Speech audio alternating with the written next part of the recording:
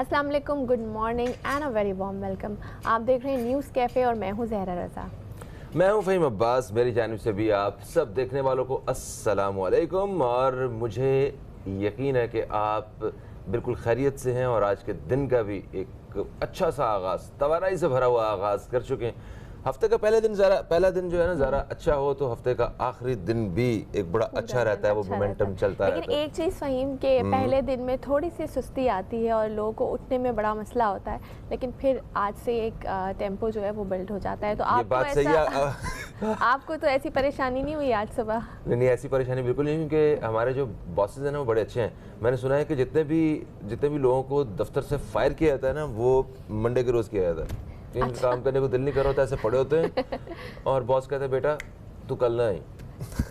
बिल्कुल, चलें आज हम अपने टॉपिक का भी आगाज़ करते हैं। एक्चुअली आज हमारा जो टॉपिक है वो एक ब्रांड है और फ़हीम इस ब्रांड की ख़ास बात ये है कि ये तकरीबन हर पाकिस्तानी के घर में इसकी जो प्रोडक्ट्स हैं वो मौजूद हैं। और बात करी मैं डॉलन्स पाकिस्तान की, जिसने अपने 40 साल जो है वो मुकम्मल कर लिए हैं। इसी हवाले से आज हमारे साथ डॉलन्स से मेहमान भी मौजूद हैं। उनका तारुफ कराना चाहूँगी। हमारे साथ मौजूद हैं हसन जावेद साहब जो कि कम्युनिकेशन स्पेशलिस्ट हैं, और इनके साथ मौजूद हैं राहील हाशमी जो कि ग्रुप मार्केटिंग मैनेजर हैं। अस्सलाम वालेकुम, welcome to both of you. कैसे हैं आप लोग? अस्सलाम वालेकुम हसन साहब और राहिल साहब, कैसे हैं? तबीयत ठीक है आपकी? अल्लाह का शुक्र, थैंक यू। कैसा लग रहा है आज? वैसे तो आप लोग सुबह उठने वाले ही मतलब लोग हैं जी, और सुबह सुबह टीवी में मतलब कैसा फील हो रहा है आपको, ये बताएं।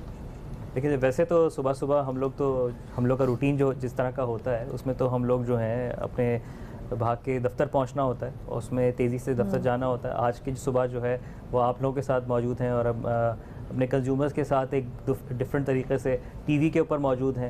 एक्साइटेड हैं आज? बिल्कुल एक्साइटेड हैं, बिल्कुल चार्ज हैं और आज की कॉन्वर्जेसन के लिए बिल्कुल तैयार हैं। सबसे पहले तो आपको मुबारक हो कि आपकी जो कंपनी है जिसको आप रिप्रेजेंट कर रहे हैं, डॉलन्स, आज उसकी 40वीं सालगिरह मनाई जा रही है ऑल ओवर द पाकिस्तान। बिल्कुल। तो मैं चाहता हूँ इस हवाले से आप हमारे साथ और जो नाजरीन हमें देख रहे हैं जो भी मालूमात हैं वो शेयर कीजिए ताकि फिर ज़रा असल मुद्दे की तरफ आएँ। देखिए जी, डॉलन्स ने 40 साल पहले जो अपना सफ़र शुरू किया था, जैसे आप जानते हैं कि डॉलन्स रिलायबल है और डॉलन्स ने जो रिलायबिलिटी का सफ़र जो 40 साल पहले शुरू किया था, बहुत ही एक कम टाइम में उसने इस सफ़र में अपने बहुत से सार्फिन के साथ इस सफ़र को साथ बरकरार रखा, अपनी मसनूआत के साथ, इस रिलायबिलिटी के साथ इस सफ़र को साथ रखा। 1980 में सफ़र का आगाज़ हुआ था, बहुत ही एक छोटे पैमाने पर सफ़र का आगाज़ हुआ था। बहुत ही कम नंबर ऑफ़ रेफ्रिजरेटर्स के साथ, होम अप्लाइंसेस के साथ शुरू हुआ था और उसके साथ साथ चलते चलते 10 साल गुजरे, 20 साल गुजरे और लेकिन हमने रिलायबिलिटी का साथ नहीं छोड़ा। और अभी भी अगर देखा जाए 40 साल होने के बावजूद भी वो सफ़र जारी और सारी है। और 2016 में जब आर्शलिक टर्की ने हमें एक्वायर किया और वो पार्टनरशिप और ज़्यादा मजबूत हुई, तो हमने क्वालिटी के ऊपर कॉम्प्रोमाइज़ नहीं किया और ख़ास तौर पे मज़ीद इन्वेस्टमेंट्स आती गईं, नए नए प्रोडक्ट्स शामिल होते गए जैसे कि वॉशिंग मशीन्स, डिश वॉशर्स और बहुत ज़्यादा अच्छी से अच्छी मसनूआत हमारे लाइनअप में शामिल होती चली गई। लेकिन क्वालिटी और रिलायबिलिटी का साथ जो है वो नहीं हमने छोड़ा और कंज्यूमर्स को हम state of the art products जो हैं वो देते चले गए। जी बिल्कुल। तो अच्छा, आपसे हसन साहब, ये जो रिलायबल की होने की बात करते हैं, ये हमने तो बहुत कभी कभी ऐसा लगता है कि ये सिर्फ टीवी कमर्शियल्स के जुमले हैं। असल में चीज़ जो है वो इतनी जो है वैसी नहीं होती जैसी बताई जाती है, मगर डॉलन्स के पॉइंट से थोड़ा सा केस डिफरेंट लगता है। क्या कहना चाहेंगे इस बारे में? आई मीन जो हमारे कंज्यूमर्स हैं पूरे पाकिस्तान भर में मौजूद, जिस तरह एक शैम्पू है, वो कहता है जी कि आप हमारा शैम्पू लगाएंगे आपके बालों में डैंड्रफ नहीं हो सकेगी। स्लोगन कहने का मतलब जो स्लोगन होता है वो बहुत इम्पैक्टफुल होता है, जो ऑडियंस होती है, जो कस्टमर्स होते हैं आपके। तो डॉलन्स का ये जो है कि डॉलन्स रिलायबल है, तो कहीं ना कहीं ये लोगों के दिमाग में बैठ गया, उस हवाले से हमें बताइए। बिल्कुल ऐसे ही है। जिस तरह अगर हम आपके बारे में बात करें या किसी भी कंज्यूमर के बारे में बात करें, तो अगर रिलायबल है का लफ्ज़ अगर इस्तेमाल किया जाता है तो डॉलन्स ही आता है माइंड के अंदर। तो खाली ये स्लोगन या खाली कम्युनिकेशंस या एड्स के अंदर नहीं इस्तेमाल होता, बल्कि जो हमारे प्रोडक्ट्स पूरे पाकिस्तान भर में मौजूद हैं, ये इस चीज़ की अक्कासी है कि डॉलन्स वाकई में रिलायबल है। तो खाली हमें कहने की ज़रूरत नहीं पड़ती, बल्कि हमारे जो कंज्यूमर्स हैं वो खुद ही कह रहे होते हैं। तो this makes it more tolerance authentic. Reliable है, ये कहना चाह रहे हैं। इसके बिल्कुल सही। प्रोडक्ट्स रेंज के हवाले से भी बात करेंगे कि अभी जो आपने बताया कि कुछ नई जो हैं प्रोडक्ट्स आप लोगों ने लॉन्च किए, लेकिन एक वक्त हो गया एक ब्रेक का, उसके बाद हम बात करेंगे। कहीं मत जाएगा, देखते रहिए न्यूज़ कैफे।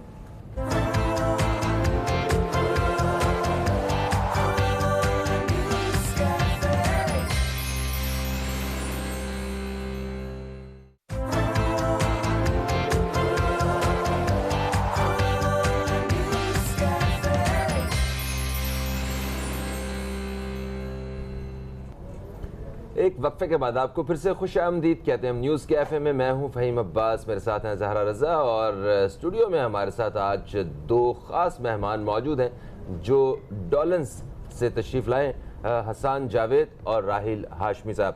तो राहिल साहब, ज़रा हमें ये बताइएगा कि जो डॉलन्स के सार्फिन हैं वो डॉलन्स की कौन कौन सी प्रोडक्ट को इस्तेमाल कर रहे हैं, जो प्रोडक्ट रेंज है ज़रा उस बारे में बताएं। हमें लगता है कि डॉलन्स के जो फ्रिजेज़ हैं यही सबसे बेस्ट हैं, और बाकी चीज़ों के बारे में शायद हमारा इतना ध्यान नहीं। अब जाता है, अब तो वो बर्तन धोने वाली मशीनें भी डॉलन्स जो है इंट्रोड्यूस करवा रहा है। रोटियां पकाने वाली आई कि नहीं आई अभी कोई? देखिए वो फ्यूचर में तो डेफिनेटली उसके ऊपर भी कुछ ना कुछ नज़रसानी की जाएगी, लेकिन तो रोटियां पकाने वाली नहीं आएगी, रोटियां पकाने वाली मशीन आया करेगी फ्यूचर में। मशीन पे तो हम काम, देखिए क्या कर रहे हैं ये लोग। मशीन की हद तक तो काम हम कर सकते हैं बिल्कुल। जैसे आपने कहा कि रेफ्रिजरेटर जो है वो डॉलन्स की हद तक बहुत बड़ा एक उसका पोर्शन है, लेकिन इस कंज्यूमर्स हमारे जो हैं इसके अगर बाद में बात की जाए तो पूरी की पूरी अगर रेंज को मैं अगर समझाऊँ तो रेफ्रिजरेटर, इसके साथ साथ वॉशिंग मशीन, एयर कंडीशनर्स, और सबसे बड़ी जो एक चीज़ जिसके बारे में बताया जाए तो वो है डिश वॉशर्स। एक ये नई एडिशन जो है कि हमने पिछले 1-2 सालों में हमने इंट्रोड्यूस करवाई है। इसकी ख़ास बात ये है, और ख़ास तौर पे आफ्टर कोरोना जो इसका इंट्रोडक्शन और भी ज़्यादा इम्पॉर्टेंट बन गया है, ना सिर्फ इस वजह से कि ये प्रोडक्ट जो है पानी बचाती है, कम पानी लेती है, बल्कि ये प्रोडक्ट जो है 90 डिग्री से तक जो है ये टेम्परेचर में पानी को हाई टेम्परेचर पे बर्तनों को धोती है। अच्छा। इसकी वजह से जो बैक्टीरिया जो या फिर वायरसेस जो हैं इसके अंदर आपके बर्तनों के अंदर नहीं रह सकते हैं। सो ये हेल्थ एंड हाइजीन को भी मद्देनज़र रखते हुए ये काफ़ी ज़्यादा एक फ़ायदेमंद प्रोडक्ट है। मगर खुद डिश वॉशिंग करते हुए तो मेरा ख्याल है आप बचा सकते हैं वो सोप या लिक्विड, ज़रा बचत के साथ पानी आप कम खोल सकते हैं। ये मशीन में तो वैसे ही यहाँ कराची में पानी नहीं होता। देखिए अगर मैं आप जैसे आपने ख़ास तौर पे बात को खुद ही हाईलाइट किया कि जैसे कराची जैसा शहर जहाँ पे पानी की वैसे ही बहुत बड़ी किल्लत है, सो डिश वॉशर बज़ाते ख़ुद अगर आप देखा जाए तो ये 9 लीटर से ज़्यादा बैक वक्त पानी, इससे ज़्यादा पानी नहीं लेता। और अगर आप रनिंग टैप यानी कि अगर टैप खोल के नल खोल के पानी इस्तेमाल करते हैं, सो एक वक्त में ये बहुत ज़्यादा पानी एक साथ बहुत ज़्यादा पानी इस्तेमाल कर जाता है, जो कि बहुत ज़्यादा होता है। साल के अंदर 85,000 लीटर पानी सेव करता है डिश वॉशर एक साल के अंदर। सो ये comparison dish washer versus hand wash एक बहुत बड़ी एक बचत है। 9 लीटर पानी एक कराची में रहने वाले शहरी के लिए बहुत ज़्यादा है। हाँ। मुझे लगता है कि एक आदमी जो है वो 9 लीटर पानी में 2 दफ़ा नहा सकता है। आप क्या कहती हैं इस बारे में? बिल्कुल आप सही कह रहे हैं। अच्छा, हम वापस आते हैं टॉपिक की तरफ। राहिल, आप मुझे ये बताइए कि डॉलन्स जो है वो मार्केट लीडर है, बहुत मार्केट शेयर इसने कैप्चर किए हुए, तो इस लीडरशिप जो वो आपकी वो होती है स्टेटस, उसको मेंटेन करना भी बहुत ज़्यादा मतलब मुश्किल होता है।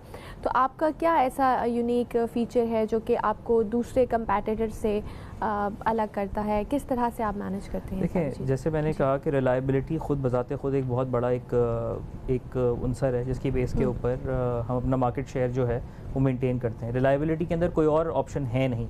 जैसे बात पहले हमने कही कि 99.99% जो है दफ़ा करेक्ट होना ऑप्शन नहीं होता। हाँ। आपको 100% रिलायबिलिटी के अंदर आपको 100% टाइम आपको करेक्ट होना पड़ता है, वरना फिर आप रिलायबल नहीं होते।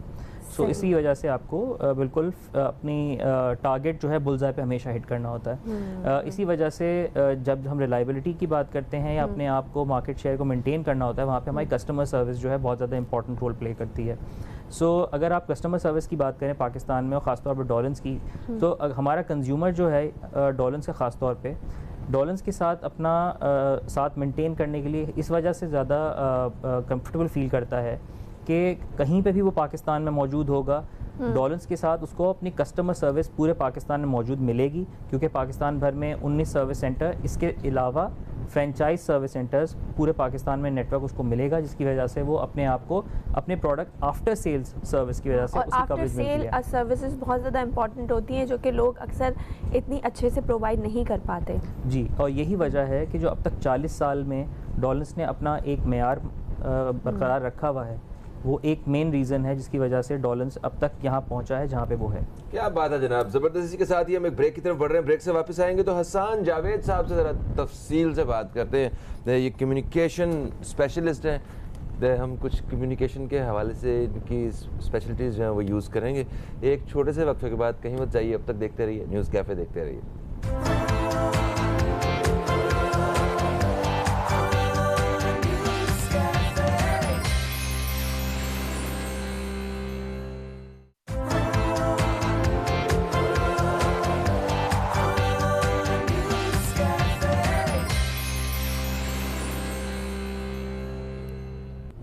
Welcome back. एक ब्रेक के बाद आपको फिर से न्यूज़ कैफ़े में खुशामदीद करते हैं। मैं हूं ज़हरा रज़ा और मेरे साथ मौजूद हैं फ़हीम अब्बास, और स्टूडियो में हमारे साथ जो गेस्ट मौजूद हैं वो डॉलर्स पाकिस्तान से हैं। हमारे साथ मौजूद हैं राहिल हाशमी और हसन जावेद साहब। हसन साहब, आपके पास आऊँगी। आप चूँकि कम्युनिकेशन स्पेशलिस्ट हैं, और कम्युनिकेशन की बात की जाए तो किसी भी ऑर्गेनाइजेशन की कामयाबी के पीछे कम्युनिकेशन का बहुत बड़ा हाथ होता है। कम्युनिकेशन इज़ अ की to success.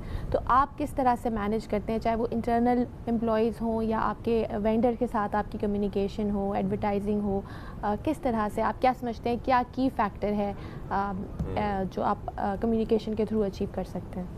I think communications जो है एक बहुत इंपॉर्टेंट रोल प्ले करता है किसी भी शोबे के अंदर, बी इट पर्सनल लाइव्स और even for brands as well. जी। तो कम्युनिकेशंस के अंदर you need to be honest, and honesty आपकी तभी आ सकती है जब आपके प्रोडक्ट्स सही हों। सही। तो बी इट इंटरनल कम्युनिकेशन, मतलब जो है आप वही डिलीवर कर रहे हैं सामने वाले को। एग्जैक्टली। तो वो आपको ज़्यादा कॉन्फिडेंस मिलता है, इसीलिए हम और फ़ख्र से और कॉन्फिडेंस से हम कह सकते हैं कि हम डॉलर्स रिलायबल हैं। सही। तो जहाँ तक रही बात कम्युनिकेशंस के मीडियम्स की, हाँ। तो हम लोग काफ़ी आजकल एक्टिव हैं ऑन डिजिटल मीडियम्स, टीवी पे बहुत एक्टिव हैं। अपने डीलर्स के साथ हम काफ़ी इंटरैक्ट करते हैं और कम्युनिकेट करते हैं जितने भी हमारे प्रोडक्ट्स हैं। तो it plays a very vital role.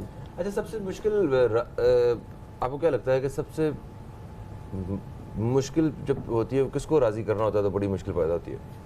मतलब सार्फिन के लिए ये दुकानदार हज़ार रिटेलर डीलर्स जो हैं, इनको राज़ी करना मुश्किल है या अपने बॉसेस को राज़ी करना मुश्किल है?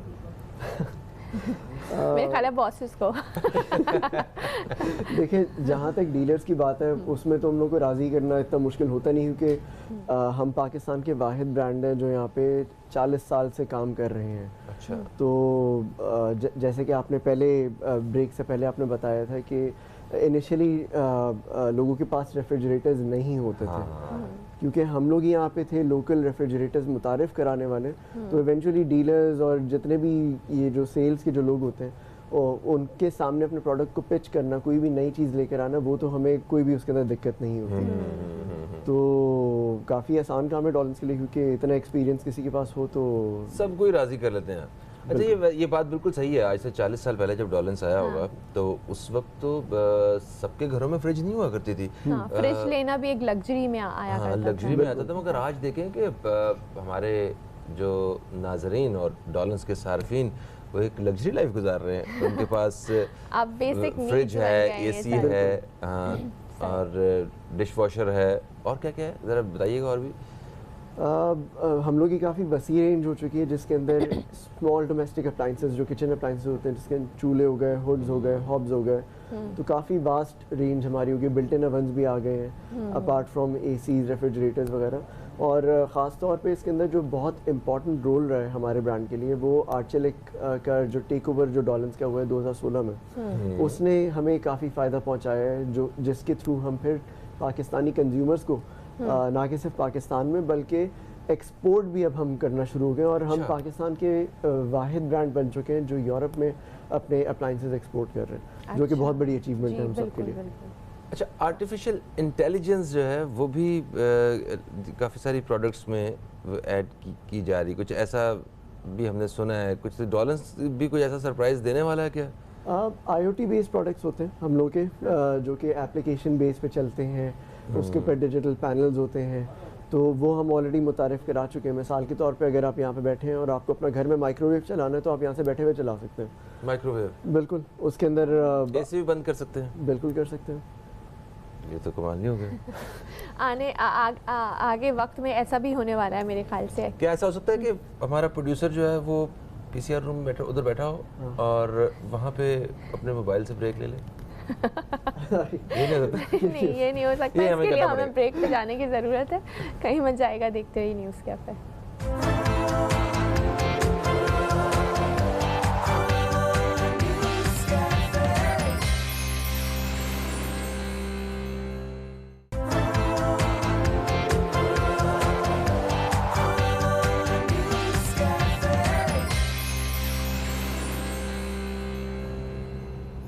एक वक्फे के बाद आपको फिर से खुश आमदीद कहते हैं न्यूज़ कैफ़े में। मैं हूं फ़हीम अब्बास, मेरे साथ हैं ज़ारा रज़ा और स्टूडियो में हमारे साथ मौजूद हैं हसन जावेद और राहील हाशमी साहब। ये दोनों मेहमान हमारे डॉलेंस की जानिब से आ जाए हैं। आज डॉलेंस के मेहमानों के साथ ये जो खुसूसी तौर पर बातचीत हो रही है, इसका मकसद सिर्फ ये है कि 40 साल गुजर गए हैं डॉलेंस को अपने सार्फिन की खिदमत करते हुए, तो इसी हवाले से आज हम इनसे बात कर रहे हैं। राहील हाशमी साहब, सर 40 साल का सफ़र है अगर डॉलेंस का, इसके बारे में बात करें तो उस वक्त वो टेक्नोलॉजी का वो एक दौर नहीं था जो आज है। मतलब तो डॉलेंस ने क्या जिद्दत पैदा की है अपने सार्फिन को इस टेक्नोलॉजी के इस सफ़र में खुश रखने के लिए, ज़रा इस बारे में बताइए। बिल्कुल फ़हीम, थैंक यू। जैसा मैंने पहले बताया था कि 2016 में ख़ास तौर पे आर्शलिक ने डॉलेंस को एक्वायर किया था, इसकी टेक ओवर किया था। इसका ख़ास एक जो इम्पैक्ट जो आया है वो ये आया है कि आर्शलिक की जितनी भी पेशा वराना जो महारत थी वो डॉलेंस के अंदर मुंतकिल हुई है। इसमें R&D की फैसिलिटीज़ जितनी थी वो भी एक हद तक डॉलेंस के अंदर मुतारिफ़ हो चुकी हैं। इसके साथ साथ प्रोडक्शन क्वालिटी की इम्प्रूवमेंट वो भी डॉलेंस के अंदर बहुत हद तक मुतारिफ़ हो चुकी हैं। इसके साथ साथ लोकल प्रोडक्शन जो कि पाकिस्तान के अंदर एक बहुत बड़ी एक इन्वेस्टमेंट है तुर्की की तरफ से, वो भी पाकिस्तान के अंदर हो चुकी है, जो कि वॉशिंग मशीन की लाइन में, वाटर डिस्पेंसर की लाइन में, रेफ्रिजरेटर की लाइन में, ये 3 बड़ी लाइंस हैं जिसके अंदर हो चुकी है और आगे आते हुए भी बहुत बड़ी इन्वेस्टमेंट्स और भी होंगी जो कि हो रही हैं। इसका समर जो कि हमें महसूस हुआ है वो ना सिर्फ लोकल मार्केट के अंदर भी हमें महसूस होता है कि वो हुआ है कि हमारी कस्टमर्स हैं वो हमसे बहुत ज़्यादा खुश हैं। जैसे मैंने पहले भी बताया था कि कस्टमर्स की पल्स के ऊपर हमारा हाथ है, ना सिर्फ हम कस्टमर से बाकायदा सर्वे भी कराते हैं तो हमें पता चलता रहता है कि किस तरह से ये हमें महसूस होता है कि कस्टमर्स की कंप्लेंट्स रेशो में कमी ड्रास्टिकली हमें महसूस होता है कि कमी आई है इसके अंदर। दूसरा हमें ये भी इस बात का अंदाज़ा हुआ है कि कस्टमर्स जो कि प्रोडक्ट्स हमने यहाँ पे डेवलप की थी, ख़ासतौर पे वाटर डिस्पेंसर, हसन ने इसके बारे में आपको पहले बताया था कि उस लेवल की बनना शुरू हो गई हैं जो कि अब एक्सपोर्ट हम लोग वापस कर रहे हैं यूरोप को भी। सो उस लेवल की प्रोडक्ट्स बन रही हैं जो कि क्वालिटी यूरोपियन क्वालिटी प्रोडक्ट्स, वाकई में एक तो स्टैंप लगाना होता है कि यूरोपियन क्वालिटी स्टैंडर्ड, बट अब वाकई में उस लेवल की प्रोडक्ट्स बनना शुरू हो गई हैं जो कि यूरोप में एक्सपोर्ट हो रही हैं। तो इनिशियली अभी आप यूरोप में एक्सपोर्ट करें, उसके अलावा अगर एशियन कंट्रीज़ की बात की जाए तो कहाँ डॉलर्स की प्रोडक्ट्स? इसके साथ साथ एक्सपोर्ट हमारी अफ़गानिस्तान, इराक़ और बांग्लादेश में हमने पिछले साल ही एक्सपोर्ट अपने माइक्रोवेव ओवन्स हैं जो कि बहुत ही बड़ा नाम है पाकिस्तान का माइक्रोवेव ओवन, वो हमने एक्सपोर्ट किए हैं पिछले साल ही। सो एक्सपोर्ट में हमारे टारगेट्स अगले सालों में बहुत ज़्यादा एग्रेसिव हैं, तो हम ये कोशिश अपनी जारी रखेंगे कि जो कि हमने क्वालिटी में इम्प्रूवमेंट की है ख़ासतौर पे आर्शलिक तुर्की की वजह से, वो हम उसको सही मानों में उसका इस्तेमाल करते हुए अपनी प्रोडक्ट की ब्रेड को भी बढ़ाएंगे और एक्सपोर्ट के अंदर बहुत ज़्यादा नाम कमाएंगे। हसन साहब, जिस तरह एक्सपोर्ट की बातें हो रही हैं ये, और मतलब ठीक है यूरोपियन क्वालिटी की प्रोडक्ट यहाँ पाकिस्तान में सार्फिन को देना, बना के ये बड़ी ज़बरदस्त बात है, मगर पैसे भी वो यूरोपियन वाले लिए जा रहे हैं या हमारे जो सार्फिन हैं उनकी जेब इजाज़त दे रही है इन प्रोडक्ट्स की? ज़ाहिर है जो हम एक्सपोर्ट कर रहे हैं वो उस किस्म की प्राइसिंग तो पाकिस्तान में नहीं कर रहे। प्रोडक्ट प्रोडक्ट वही कर रहे हैं यहाँ पे? प्रोडक्ट तो वही है, क्वालिटी तो वही है हम लोग। अच्छा, ऐसा तो नहीं है कि बाहर के लिए अलग है, यहाँ के लिए अलग है? जो यूरोपियन क्वालिटी हम वहाँ पे स्टैंडर्ड मेंटेन कर रहे हैं वही यहाँ के कस्टमर्स के लिए भी है, और इवेंचुअली वही फिर आपके बाहर जो कस्टमर्स हैं उनको भी हम वही दे रहे हैं। बिल्कुल सही। तो इस वक्त जो आपको सार्फिन देख रहे हैं सारे, और आप डॉलेंस की नुमाइंदगी कर रहे हैं, तो आप क्या कहना चाहेंगे, या आपको क्या लगता है कि जो देखने वाले हैं वो क्यों डॉलेंस की प्रोडक्ट खरीदेंगे? ऐसी वो कौन सी चीज़ें हैं जो उन्हें सिर्फ डॉलेंस में मिल सकती हैं, कहीं और नहीं मिल सकती? देखिए, क्वालिटी होती है जिसके ऊपर कोई भी कॉम्प्रोमाइज़ नहीं करता। इसी वजह से मतलब डॉलेंस के प्रोडक्ट्स के ऊपर हर किसी का एतमाद भी है और हर कोई ख़रीदता भी है।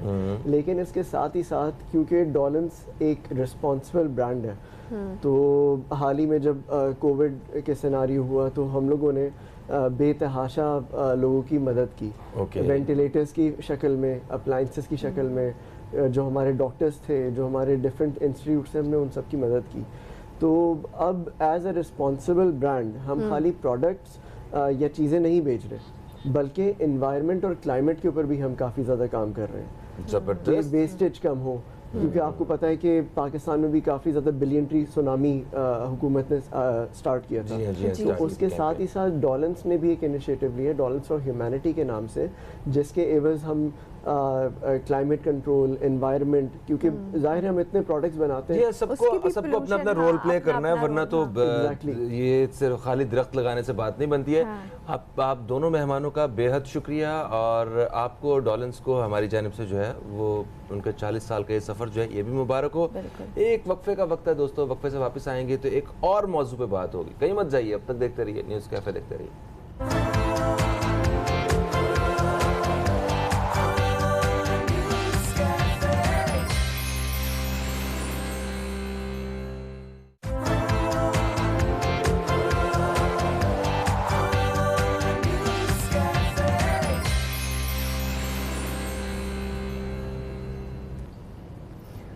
वेलकम बैक, आप देख रहे हैं न्यूज़ कैफ़े, मैं हूं फ़हीम अब्बास और मेरे साथ है ज़ारा रज़ा, और प्रोग्राम के दूसरे हिस्से में हम दाखिल हो चुके हैं, जहां एक बहुत ही ज़बरदस्त किस्म के टॉपिक पे हमने बात करना है।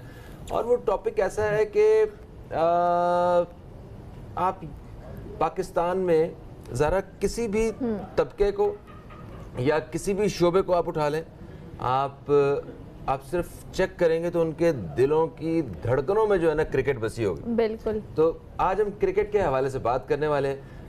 पाकिस्तान सुपर लीग 6 इसका जो है वो आगाज़ हो चुका है, और नाजरीन जो है, मैं जानता हूँ कि बड़ी बाकायदगी से और बड़े शौक से जो है वो मैचेस देख रहे हैं आजकल, और इन्हें अपनी अपनी टीम्स भी सेलेक्ट कर ली हुई हैं कि ये मैं कराची को सपोर्ट कर रहा हूँ या पेशावर को या लाहौर को। वैसे आप किसे सपोर्ट कर रही हैं? मैं तो कराची किंग्स। आप किसको कर रहे हैं? मैं क्यों बताऊँ भाई, ये क्या बात हुई?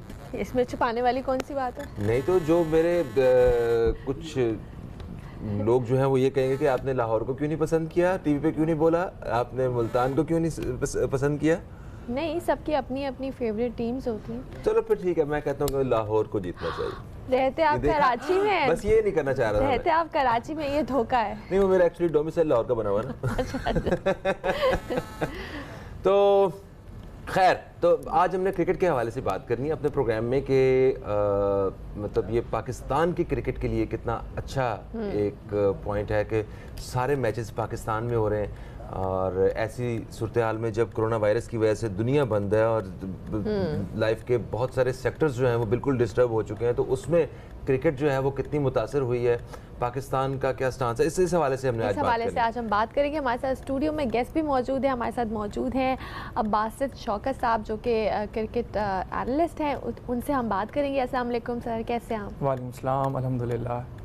बस भाई, तबीयत कैसी है? अल्हम्दुलिल्लाह, एक्सीलेंट, माशाल्लाह माशाल्लाह।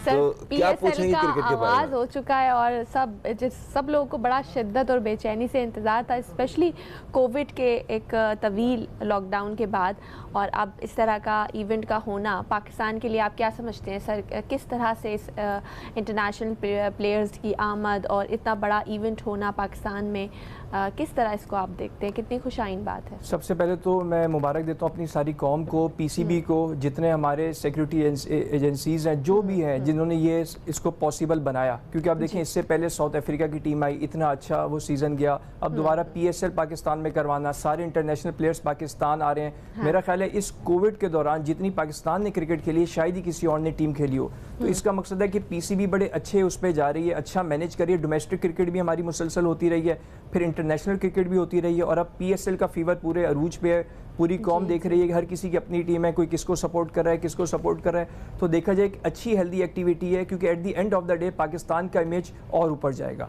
बिल्कुल सही।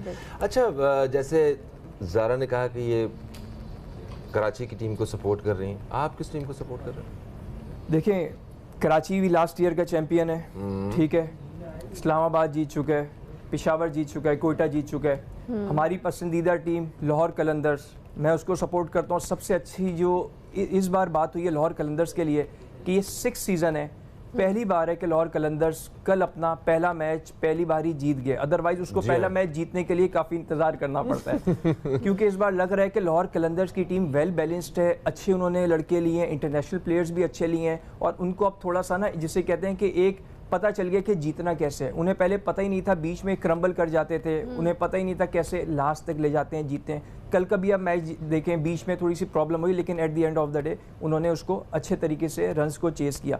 और एक और बात, मुल्तान सुल्तान्स की टीम भी बहुत अच्छी है। अगर क्योंकि अच्छी क्यों है, एक तो उसका कोचिंग स्टाफ बड़ा तगड़ा है। एंडी फ्लावर हैं, मुश्ताक अहमद हैं, अजहर महमूद हैं, उन्हें पता है कि जीत क्या होती है। लास्ट टाइम उनके साथ थोड़ी प्रॉब्लम हुई, प्लेऑफ में कराची से हार गए, लेकिन ये जो दो टीमें मुझे लग रहा है इस बार ये बहुत ज़्यादा प्रॉब्लम क्रिएट कर सकती है दूसरी टीमों के लिए। हैविंग सेड, ग्लैडिएटर को भी बड़ा स्ट्रॉन्ग जो है ना कंसिडर किया जा रहा है। बिल्कुल, यही तो PSL की खूबी है कि सब तमाम टीमें ही तगड़ी हैं। कोयटा की टीम भी बड़ी तगड़ी है इस बार, उन्होंने बेन कटिंग को लिया है और दूसरे प्लेयर्स हैं। सिर्फ एक उनका जो नेगेटिव इम्पैक्ट आ रहा है कि वो सर वेवियन रिचर्ड्स इस बार डगआउट का हिस्सा नहीं होंगे, वो कोरोना की वजह से कि प्रॉब्लम है, नहीं आ रहे।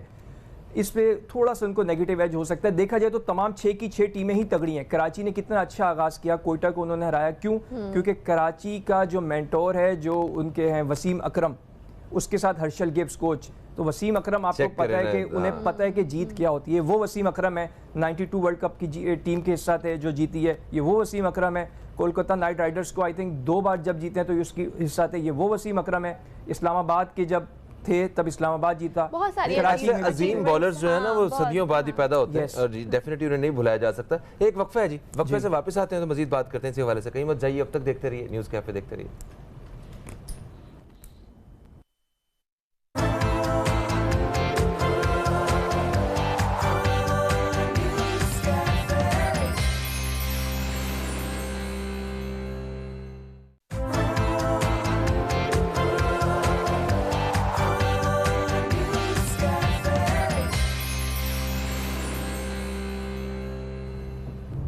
Welcome back. एक ब्रेक के बाद आपको न्यूज़ कैफ़े में फिर से खुश आमदीद करते हैं। मैं हूं जहरा रज़ा और मेरे साथ मौजूद हैं फ़हीम अब्बास, और आज क्रिकेट के हवाले से हम बात कर रहे हैं। स्टूडियो में हमारे साथ मौजूद हैं बासित शौकत साहब। सर, क्रिकेट का आगाज़ हो गया है, PSL जो है वो शुरू हो गया है कराची में, और जो भी क्रिकेट शायकीन हैं वो चाहते हैं कि वो स्टेडियम में जाकर मैच देखें, लेकिन ऑब्वियसली कोरोना की वजह से बहुत ही कम परसेंटेज है जिनको अलाउ किया गया है कि वो स्टेडियम में जाके मैच देख सकते हैं। मेरे ख्याल से 20% लोगों को अलाउ किया है। आप क्या समझते हैं कि ये जो 20% लोगों को अलाउ किया गया है ये सही है? देखिए, PCB ने काफ़ी सोचो विचार के बाद ये फैसला किया, क्योंकि देखें क्रिकेट का जो रंग है, जो मेला है, जो गेम है, वो सचता ही शायकीन से है। पहले तो हम सोच रहे थे कि शायद विदाउट शायकीन के ही मैच हो, लेकिन चलें SOPs को फॉलो रखते हुए 20% को इजाज़त देना मेरा ख्याल है एक अच्छा फैसला है। ना होने से होना बेहतर है, क्योंकि देखें जब आवाम होती है तो खिलाड़ी भी मोटिवेट होते हैं। खिलाड़ी भी अभी खेल तो रहे हैं, लेकिन स्टेडियम खाली पड़े, वो करंट, वो करेज नज़र नहीं आती। तो अच्छी बात है 20% को ही उन्होंने किया है। ना होने से होना बहुत बेहतर है। लोग आएंगे, देखेंगे अपने खिलाड़ियों को, इंटरनेशनल रिनाउंड प्लेयर्स हैं, इससे बहुत अच्छा इम्पैक्ट आएगा। इंटरनेशनली भी बड़ा एक अच्छा मैसेज जाएगा कि मतलब ठीक है, हम कोरोना वायरस के इस पूरे दौर में हम मुख्तलिफ सेक्टर्स पे काम तो कर रहे हैं, मगर SOPs भी हमारे साथ साथ हैं। कुछ इस किस्म का एक पैगाम जो है वो दुनिया भर में जा सकता है। बिल्कुल, देखें ना, SOPs को फॉलो करें। बायो सिक्योर बबल दिया हुआ इन्होंने सारे प्लेयर्स को।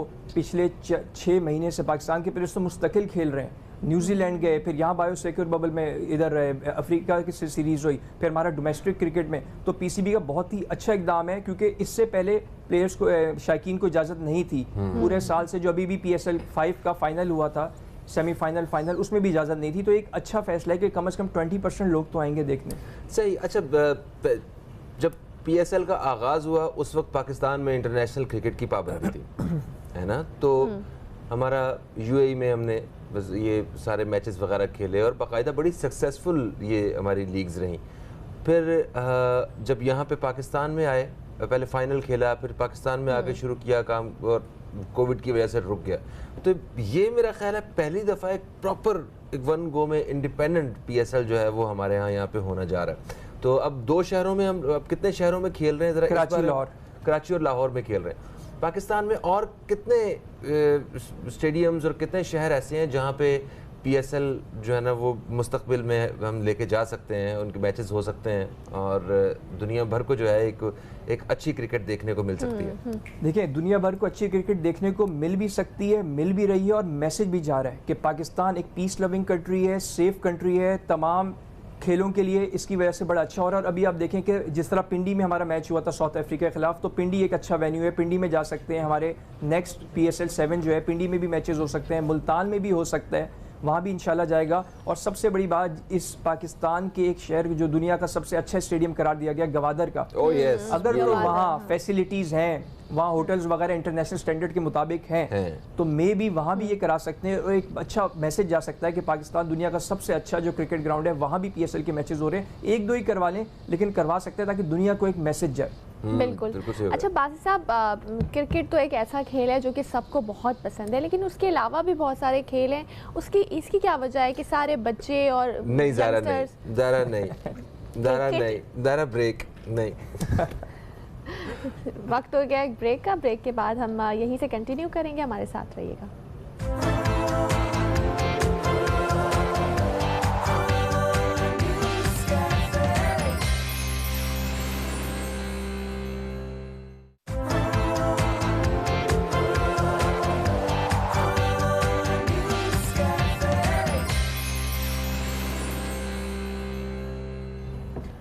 Welcome back. आप देख रहे हैं न्यूज़ कैफ़े, मैं हूं फ़हीम अब्बास और आज प्रोग्राम के हिस्से में हम बात कर रहे हैं कि मुल्क में जो क्रिकेट का एक फीवर है वो इस वक्त चल रहा है, इस बारे में बात कर रहे हैं हम।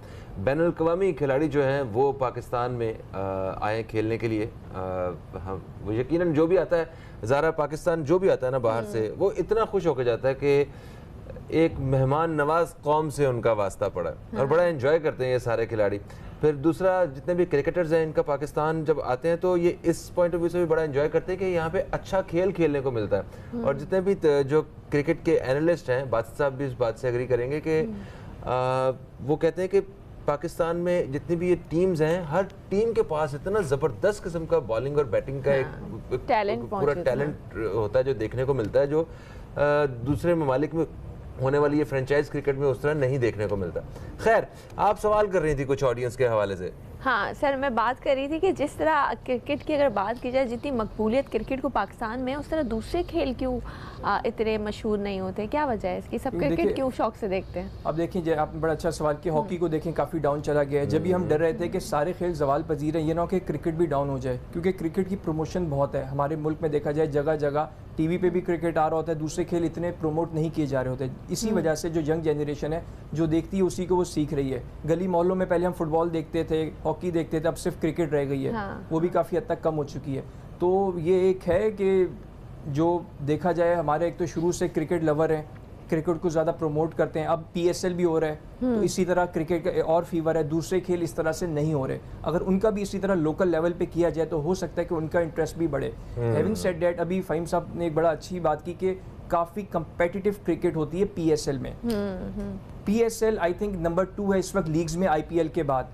लेकिन अगर देखा जाए कि बॉलिंग के लिहाज से तो जितने फॉरेन प्लेयर्स आते हैं वो कहते हैं कि जितना टफ पीएसएल में बॉलिंग अटैक होता है सारी टीमों का, हमें कहीं इतना कंपेटिटिव नहीं मिलता। आपने देखा होगा क्रिस गेल इधर आता है फेलियर, वो अभी फिर दोबारा उसको लिए कोयटा ने, उससे पहले लाहौर से खेला, कराची से खेला, वो नहीं खेल सका, जबकि one of the best batsman है T20 का।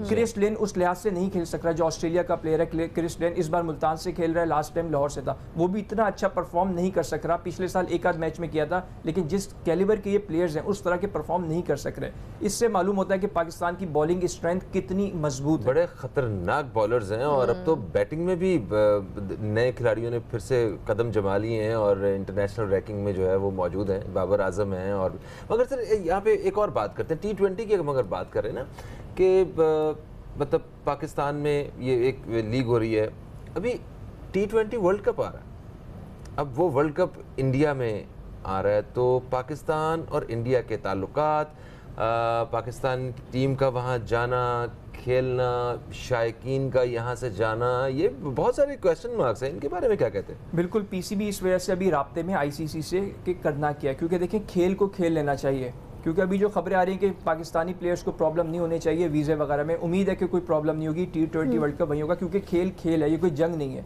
उसको उसकी तरह लेना चाहिए। और पाकिस्तान को एक बहुत अच्छा मौका है, क्योंकि T20 वर्ल्ड कप सब कॉन्टिनेंट में हो रहा है, यानी कि इंडिया में। तो अभी से हमारा जो PSL है उसमें देखें कौन से प्लेयर्स को हमने ले जाना है, कौन से प्लेयर्स हैं जो वहाँ जाके प्रेशर को बर्दाश्त कर सकते हैं, किससे ओपन करानी है। अभी तक हम सेट नहीं हो रहे, शुक्र है रिजवान परफॉर्म कर रहा है, उसके साथ उम्मीद है बाबर आजम परफॉर्म करेगा। लेकिन जो मिडल ऑर्डर है हमारा वो बहुत ज़्यादा वीक है।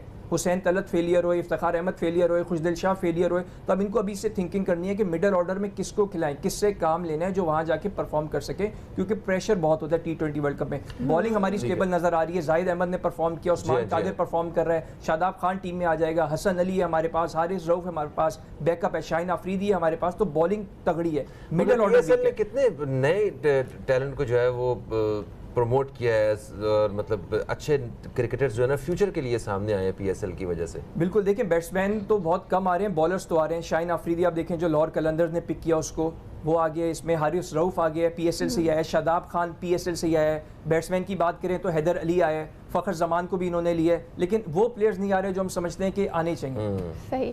और सर आपको क्या लगता है कि ये PSL में इस वक्त कौन सी स्ट्रॉन्ग जो टीम है वो सबसे ज़्यादा कौन सी है? देखिए टीमें सारी ही बेहतर हैं, at the end of the day pressure कौन बर्दाश्त कर सकता है। अभी जो फाइनल हुआ है PSL 5 का, उसमें आप देखें टीमें दोनों तगड़ी थी, लाहौर और कराची, लेकिन जो वसीम अकरम का एक इम्पैक्ट है ना खिलाड़ियों से काम लेना, कहते हैं कि वसीम अकरम इतनी ज़्यादा मीटिंग्स भी नहीं करते, शॉर्ट करते हैं, टू दी पॉइंट बात करते हैं। तो बात वही है कौन से प्लेयर्स, कौन अपने मैनेजर जो मैनेजमेंट है उनकी बात सुनते हैं और ग्राउंड पे जाके परफॉर्म करते हैं। हैविंग सेड दैट, इस बार लग रहा है कि शायद मुल्तान या लाहौर में से कोई टीम नई चैंपियन बन जाए। ज़बरदस्त हो गया जनाब।